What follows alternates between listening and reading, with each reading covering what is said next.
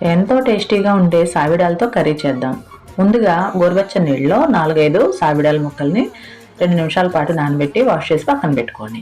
ఇప్పుడు ఒక చిన్న మూకుట్లో 2 టేబుల్ స్పూన్ల ఆయిల్ వేసి పసుపు వేసి ఉడికించిన కోడిగుడ్లు దోరగా వేయించి పక్కన పెట్టుకోండి.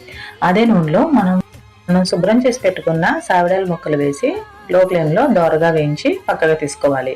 ఇప్పుడు అదే మూకుట్లోకి మరొక టేబుల్ స్పూన్ నూనె వేసి ఒక మీడియం సైజ్ ఉల్లిపాయ ముక్కల్ని అలాగే ఒక 2 పచ్చిమిర్చి ముక్కల్ని దోరగా వేయించుకుని దాంట్లోకి నేను 2 మీడియం సైజ్ వంకాయలు, తెల్ల వంకాయలు తీసుకున్నానండి. మీరు నల్ల వంకాయలు కూడా తీసుకోవచ్చు. ఇలా ముక్కలుగా కట్ చేసుకుని వేసుకోవాలి. దాంట్లోకి మనం వేయించుకున్న సావిడాల ముక్కలు అలాగే 1/2 టీ స్పూన్ పసుపు, 1 టీ స్పూన్ కారం వేసి ఒక 2 నిమిషాలు మగ్గనిచ్చిన తర్వాత ఒక గ్లాస్ వాటర్ వేసి ఉడుకు పెట్టిన తర్వాత దాంట్లోకి మనం వేయించి పెట్టుకున్న కోడిగుడ్లను కూడా వేసి దగ్గర పడేంత వరకు ఉడికించుకోవాలి. రుచి చూసి సాల్ట్ సరిపోకపోతే కొద్దిగా వేసుకుని మిక్స్ చేసి సర్వ్ చేసుకోవడం.